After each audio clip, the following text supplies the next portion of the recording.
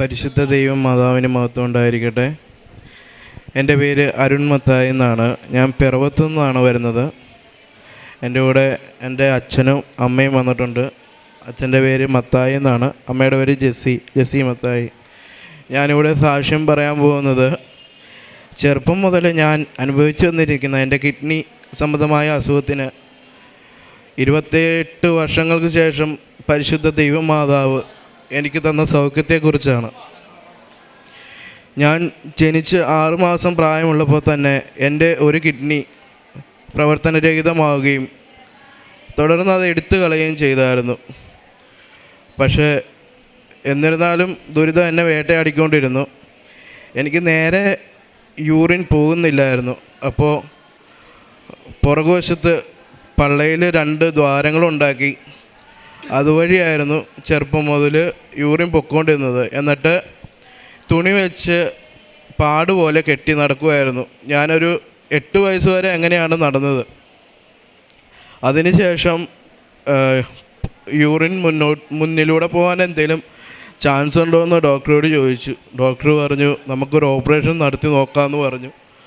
അതിനുശേഷം പുറകിലത്തെ ദ്വാരം അടയ്ക്കുകയും മുന്നിലൂടെ യൂറിൻ പാസ് ചെയ്യാൻ നോക്കുകയും ചെയ്തു. പക്ഷേ വിധി അവിടെയും ചതിച്ചു. എനിക്ക് മുന്നിലൂടെ യൂറിൻ പോകാനുള്ളൊരു പ്രഷർ കൊടുക്കാൻ പറ്റിയില്ലെന്ന് ഡോക്ടർ പറഞ്ഞു.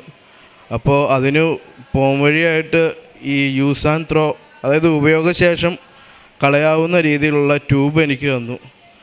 അത് ഇട്ട് വേണം യൂറിൻ കളയാനായിട്ട്, അല്ലാതെ വേറെ പോംവഴി ഇല്ലയെന്നും പറഞ്ഞു. അങ്ങനെ മുന്നോട്ട് പോയി ലൈഫ്. കുഴപ്പമില്ലാതെ പോയി. ഒരു 26 വയസ്സൊക്കെ കഴിഞ്ഞപ്പോൾ എൻ്റെ അവശേഷിച്ചിരുന്ന ആ ഒരു കിഡ്നിയും പ്രവർത്തനരഹിതമായി. അത് പല സിംറ്റംസ് കാണിച്ചു. അന്നേനാണ് ശ്രദ്ധിച്ചത്. ക്രിയാറ്റിനൊക്കെ നോക്കിയപ്പോൾ 21 വന്നു. അപ്പോൾ വേറെ നിവൃത്തിയില്ലാതെ ഡയാലിസിസ് ചെയ്യേണ്ടി വന്നു. അങ്ങനെ ഡയാലിസിസ് ചെയ്ത് മുന്നോട്ട് പോയിക്കൊണ്ടിരുന്നപ്പോൾ ഡോക്ടേഴ്സ് പറഞ്ഞു ഇന്ന പോലെ ഓപ്പറേഷൻ കഴിഞ്ഞാലും ട്യൂബിട്ട് യൂറിൻ പോകുന്നത് കൊണ്ട് ആ ചാൻസ് 50-50 ആണ്. ഇൻഫെക്ഷൻ വരാൻ സാധ്യതയുണ്ട്. അതിനാൽ ഓപ്പറേഷൻ നടത്തുന്നത് ജീവനെ ബാധിക്കും. ഡയാലിസിസ് ചെയ്ത് മുന്നോട്ട് പോകുന്നതായിരിക്കും നല്ലതെന്ന് പറഞ്ഞു. മനസ്സില്ലാ മനസ്സോടെ അത് സമ്മതിച്ചു. അതിനുശേഷം എൻ്റെ അമ്മ എനിക്ക് വേണ്ടി പരിശുദ്ധ മാതാവിൻ്റെ അടുക്കൽ വന്ന് ഉടമ്പടിയെടുത്ത് കരഞ്ഞപേക്ഷിച്ചു മാതാവിനോട് പ്രാർത്ഥിച്ചു. പിന്നെ ഡയാലിസിസ് മുന്നോട്ട് പോയി. ഇടയ്ക്ക് വെച്ച് എനിക്ക് ഇൻഫെക്ഷൻ വന്നു. ICUവിലായിരുന്നു 2 ദിവസം. എല്ലാവരും പേടിച്ചു പോയി, ജീവൻ പോകുന്നു എന്നെ കരുതി. പക്ഷേ മാതാവ് എന്നെ കൈവിട്ടില്ല, ജീവൻ തിരിച്ച് കിട്ടി. ഡയാലിസിസ് മുന്നോട്ട് പോയി. അതിനിടയ്ക്ക് മാതാവിനോട് അമ്മ പറഞ്ഞു എൻ്റെ മകന് സൗഖ്യം ചെയ്ത് കൊടുത്തിട്ടുണ്ടെങ്കിൽ എൻ്റെ മകനെ കൊണ്ട് ഇവിടെ വന്ന് സാക്ഷ്യം പറയിപ്പിച്ചോളാം. അച്ഛനായിരുന്നു വൃക്ക ചെയ്യുന്നത്, അച്ഛനെയും കൊണ്ടുവരാമെന്ന് പറഞ്ഞിട്ടുണ്ടായിരുന്നു. അങ്ങനെ ഡയാലിസിസ് ചെയ്ത് മുന്നോട്ട് പോയപ്പോഴാണ് ഞാൻ അമ്മയോട് ചോദിച്ചു, അമ്മ എനിക്കും എൻ്റെ മാതാവിൻ്റെ അടുത്ത് പോകണം, എനിക്ക് മാതാവിനെ ഒന്ന് കാണണമെന്ന് പറഞ്ഞു. അമ്മ പറഞ്ഞു പോകാം മോനെ, നിന്നെ കൊണ്ടുപോകാമെന്ന് പറഞ്ഞു. അങ്ങനെ പറഞ്ഞത് അങ്ങനെ എന്നെക്കൊണ്ട് തോന്നിച്ചത് എൻ്റെ മാതാവാണ്. അതിനുശേഷം ചെന്ന ചെക്കപ്പ് ദിവസം യൂറോളജി ഡോക്ടർ എന്നെ വിളിപ്പിച്ചു. എന്നോട് പറഞ്ഞു നമുക്ക് ഓപ്പറേഷൻ ഒരു ചാൻസ് കാണുന്നുണ്ട്, യൂറിൻ ബ്ലാഡറിൻ്റെ അവിടെ നിന്നെ അടഞ്ഞിരിക്കുകയാണ്, അതുകൊണ്ടാണ് യൂറിൻ നേരെ പോകാത്തത്. അപ്പോൾ ഒരു സർജറിയിലൂടെ അവിടെ ആ ദ്വാരം വികസിപ്പിച്ചെടുത്തിട്ടുണ്ടെങ്കിൽ നമുക്ക് അത് നേരെ യൂറിൻ പോവുകയും ചെയ്യാം, നിൻ്റെ സർജറി നടത്തുകയും ചെയ്യാമെന്ന് പറഞ്ഞു. അപ്പോൾ വേറെ ഒന്നും നോക്കിയില്ല. അമ്മയോട് പറഞ്ഞു അമ്മ ഓക്കെ, സർജറി നടത്താം, എല്ലാം മാതാവ് തരുന്ന വഴിയാണ്, അതിലൂടെ മുന്നോട്ട് പോകാമെന്ന് പറഞ്ഞു. അങ്ങനെ പറഞ്ഞ് അടുത്ത ദിവസം തന്നെ ഞാൻ അമ്മ എന്നെ കൊണ്ടുവന്ന് മാതാവിനെ കാണിച്ചു. ഭാഗ്യവശാൽ ഇവിടെ അച്ഛൻ്റെ അടുത്ത് വന്ന് അച്ഛനെ കാണാൻ സാധിച്ചു. അച്ഛൻ്റെ അനുഗ്രഹം കിട്ടി.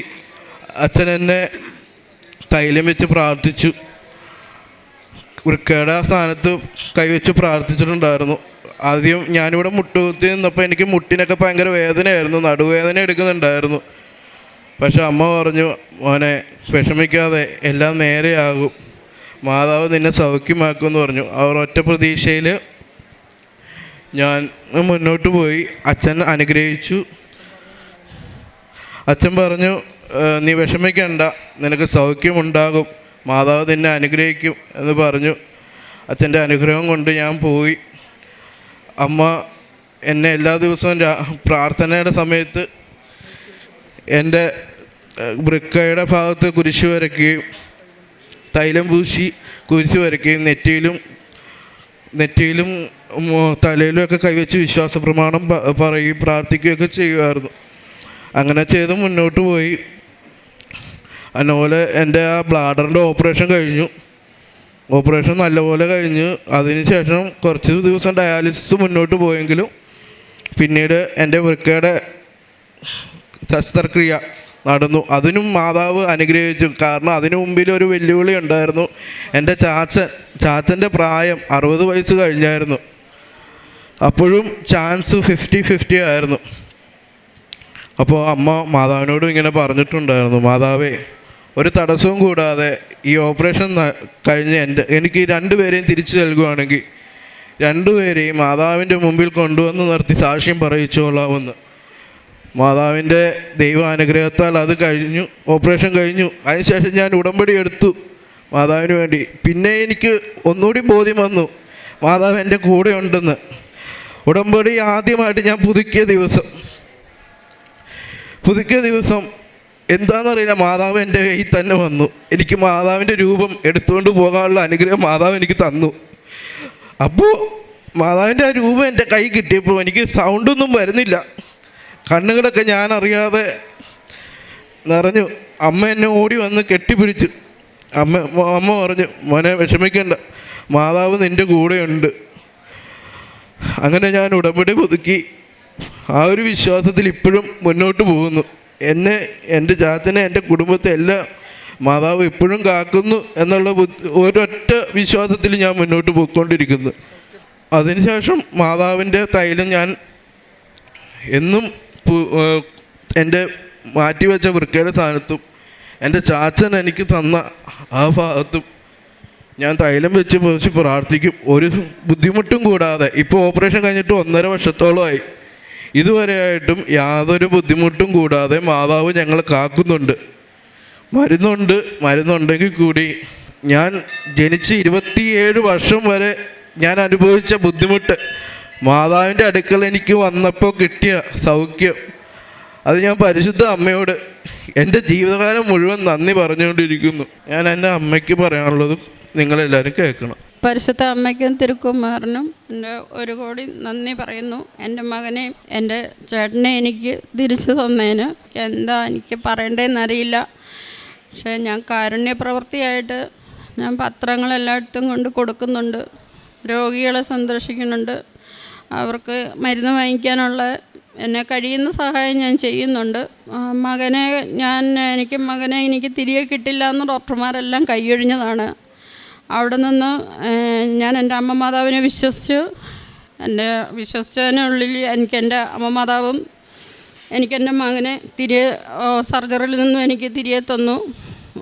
ഇപ്പോൾ 2 പേരും പൂർണ്ണ ആരോഗ്യവാരായി ഇരിക്കുന്നു.